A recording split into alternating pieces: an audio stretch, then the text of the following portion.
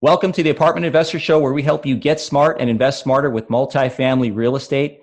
I'm your host, JC Castillo, founder and managing principal of the Multifamily Property Group. And joining me, as always, is my good buddy, my co-host, my good co-pilot, Mr. Paul Peebles, national underwriter for Old Capital Lending. Paulie, how you doing today? I'm doing great, JC. I wear my special smart thinking glasses, so I only break those out when I have to talk about data and information. So today, we're going to talk about the top 5 apartment markets in the United States. You know, JC, we hear a lot of talking heads speaking about their top 5 markets. You know, some of these people have only been in business for 2, 3, or 4 or 5 years, and they're giving us advice where to put your hard-earned money into. And so today, we have the best of the best data that's coming out, and that's probably the most critical thing when you're making decisions about where to put your money in, is that you don't want to hear from a talking head. You want to hear from hard data sources. And so we have 3 hard data sources that we use, that we want you to use. Don't take it from us. Take a look at the data and the information. So we have 3 different groups. One is Yardi Matrix. Yardi Matrix is a subscription-based data analytics company, and they have analysts that go in and tell us a little bit more about the best markets in the United States. So not only do we have them, but we also have CoStar. So CoStar you may be familiar with. It's a large national database. They have 150, 200 senior analysts going through all the numbers, scrubbing the data about where the best markets are. And the third one is RealPage. And we've had Greg Willett on here and his team. That's kind of an open source. Go to realpage.com, and they have different information about what's going on in the markets. So the top 5 markets. So what do we look for in the top 5 markets? JC, kind of tell everybody what we're looking for in the top 5 markets that will help them. Well, yeah, for sure. You know, if you know anything about apartment markets, you know they're driven by a few fundamental data points, and a great market is going to have characteristics of some of what I would say 4 main things you want to look for if you're looking to invest in apartments.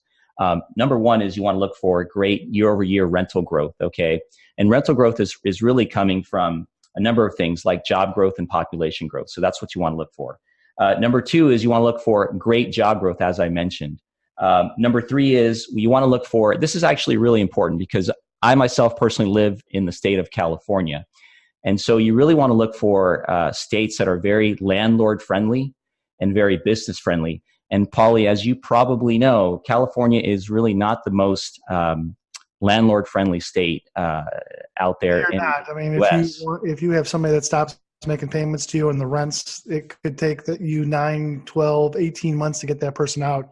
And if you want to do a rehab of the property, you typically have to pay them to get out of your unit. So not only do you have to put the money in the rehab, you got to pay the tenant to go away from the property. So not really landlord friendly in California and some other states too. That's right. That's right. And along with being landlord friendly, you also want to look for states that are very business friendly, right? Because in order to drive the job growth, in order for the people to show up, they've got to have great jobs. And so you want to look for cities inside of states that have very business friendly environments for big corporations to do business. The last thing we want to talk about, and these are all important points that we're basing our analytics on, is you want to look for markets that have a good, healthy balance of supply demand, meaning that you really don't want to go to a market that has an oversupply of apartments and not enough jobs and enough population to have a good net absorption of those supply as it's coming in. And I do want to make a point here. When we say a good, healthy balance of supply demand, what I mean by that is there may be markets where you may actually see some record supply coming online. Mm-hmm. That doesn't necessarily in and of itself mean it's a bad market because there's a bunch of supply. What you really want to look for is you want to look for the net absorption rates. That means if they're building record amounts of supply, but they've got more than enough population to come in and actually fill those properties up, then actually that's not a bad scenario. What you really want to avoid is a market where there's a ton or a flood of supply coming in and actually not enough people, not enough jobs to support that supply. So that's another factor that you want to look at. So these are the factors that we look at and when we compile this top 5 market countdown. So Paulie, without any further ado, let's get to it. Let's talk about these top 5 markets and what they are, where they are, and actually why they're in our top 5 list. Yep. So number 5 is going to be Austin. We talked about this last week. We finished up last week on the 5th best market in the United States, and we believe it's Austin, Texas. You know, as they say, Austin knows no city limits. Austin city limits. I like that one. So right now in the workforce housing space, about 3.7% growth in rent. So there's all different types of housing out there. There's senior housing, there's affordable housing, there's student housing. But what we're looking for is really workforce housing, not the housing of brand new apartments to be built, but workforce housing. The people that made you your Starbucks this morning, maybe worked at the Home Depot, somebody that is making anywhere from, say, $35,000 up to about $70,000, $80,000 a year. That's workforce housing in my mind. So Austin is about 3.7% workforce growth of rentals. Second thing is that Texas, as we said before, is a very friendly business state. No state income tax, so always remember that. The other part of Austin that we like is got a smart demographics in Austin. A lot of kids go to school at the University of Texas, Austin City College. They have a real large educated population. I think I had read 47% of all the people in Austin have college degrees, so large college degree town. And the occupancy down in Austin is right around about 95%, 94.5% is the occupancy of the properties down there, and this is in the workforce housing space. Another thing is that they've added about 55,000 new people into Austin in the last year. Large growth still remaining off in Austin. And don't forget some of the high technology companies that are expanding. They're not leaving San Jose or Sunnyvale or Silicon Valley, but they're expanding down into Austin. And those are companies like Apple and Facebook and Amazon, all adding jobs. And the average price in these high technology areas are $313,000 or so. Versus, what do you guys pay out in San Jose? What's your average price out in San Jose? Well, Paulie, out here you can get a shoebox for about $1 million. Yeah, so a lot cheaper for your employees to live and actually have disposable income. So a lot of the businesses continue to go into Austin. And the last part is there was only 11,000 new units brought online last year, and out of there's about 23.5 million, 23,000. Units that are going to be being built right now for a period of the next 2-3 years. So not a lot of new supply, large supply in reference to greater than 1,000 units, but 23,000 versus say 55,000 new tenants or new people coming into Austin. So a great market in the center of Texas. So number 5 was Austin. Can we go to number 4? Number 4. Let's talk about number 4, Paulie. Number 4 is Atlanta. We do definitely like Atlanta. Our theme with Atlanta right now is rent growth remains consistent and strong. Their rental growth right now down in Atlanta in the workforce housing about 6.6% for the trailing 12 months. So great workforce housing. Again, that's what we invest in. Great growth in that market. Another thing is that we're expecting rent growth in the future to be about 3.5% for the forward-looking 12. So a great marketplace to be for rental growth is in Atlanta. They've gained 63,000 new jobs in Atlanta in the last 12 months. And that, I don't know if you know, but Atlanta is really becoming a more biotech and pharmaceutical hub of the United States. People like living in Atlanta as opposed to, say, the East Coast for the quality of life and the affordability. So Atlanta is our pick number 4.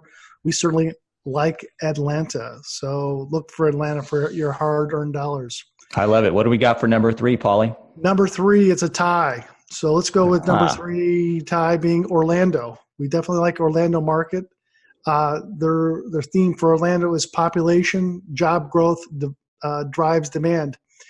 And so right now we're seeing a 5% rise in rental growth in the workforce housing space. 5%. That's about 2-4% higher than the national average of rental growth. That's impressive, Paulie. So still very good. We're expecting 3.5% for rental growth coming up for the next 12 months. So still very strong. And then they added about 33,000 leisure and hospitality jobs.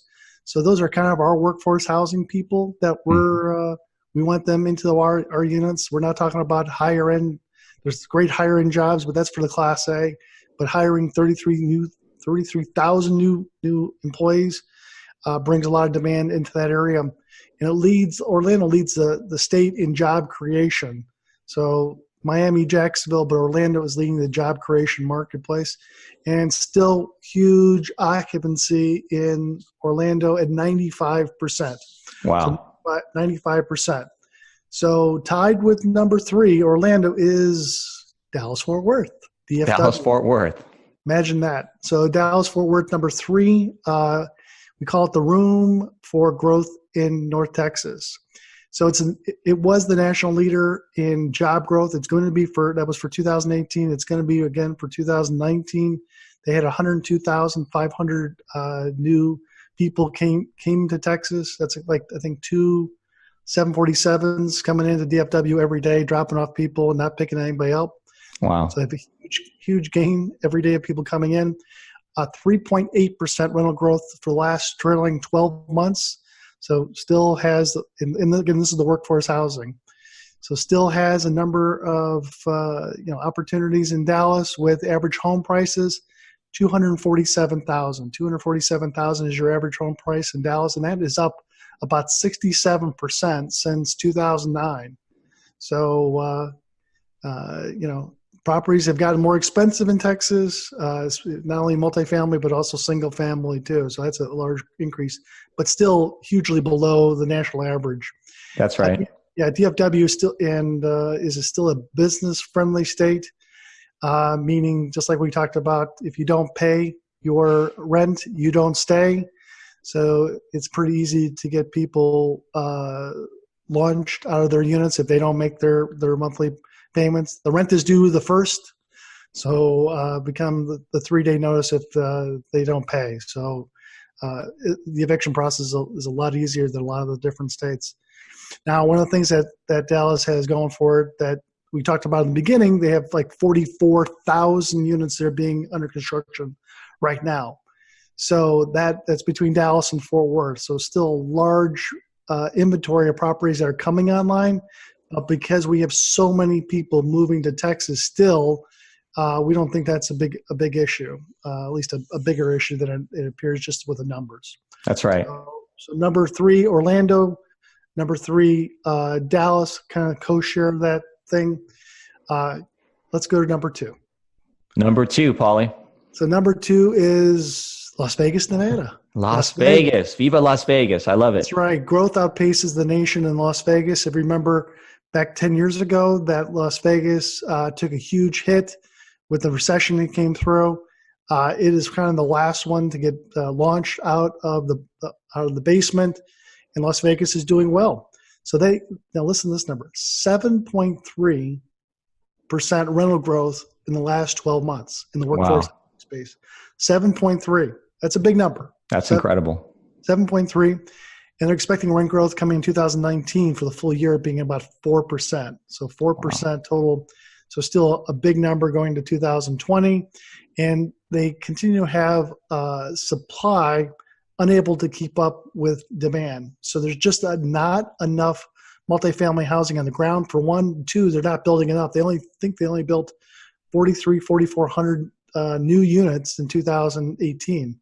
So that's not a lot, because they have a job expansion of about 33,900 people. Job expansion, just not population, but job expansion of people coming in. And the average home price is $245,000. So similar to Dallas, but it's a huge number from what it was back 10 years ago. So I think that percentage that was the deep cave now is back at what it was in 2007, 2006, and even higher. So if you have been in Las Vegas, you have made money. And so it's not all gambling in Las Vegas in terms of jobs. There's a lot of people, a lot of professional people, a lot of construction going on in Las Vegas. And so that's is probably the biggest thing, is that we're seeing a rise in professional services for people, right around about 5% rise of folks. So Las Vegas, that's our pick choice for number 2. Coming in at pick 2. Well, Paulie, that takes us to the number 1 in our top 5 market countdown. Paulie, I want to know, what is number 1? Tell us what number 1 is. Number 1 is Phoenix. Phoenix and the surrounding area around Phoenix itself. So Phoenix rent growth leads the nation. So rent growth in Phoenix was 7.6% in workforce housing. 7.6% workforce housing. So that's really that's a huge number too, just similar to Las Vegas. So similar to when the recession hit, a lot of these properties in Las Vegas and in Phoenix were hit tremendously, but they've had this rapid demographic and economic growth still sustains in the marketplaces. I want to tell you that they have gained, I don't know if you knew this, 533 new residents have come to Phoenix since 2010. That's a 12.7% rise of new people in your neighborhood.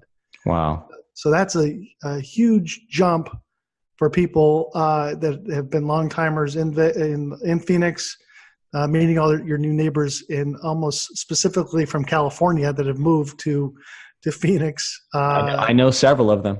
Yeah. Unemployment is at 3.8%, so that's full employment. So if you need a job, want a job, you can get a job in Las Vegas or in Phoenix. You want to continue on, that's going to be a little tight for employers, but if you want a job, you can go to Phoenix and get a job. Average home price in Phoenix, $247,000. It's up 97% since 2011. Wow. How's that for a number? That's amazing. That's amazing. I'm seeing a lot of similarities across all these top 5 markets, Paulie. I mean, you're seeing great, lower than average price of homes.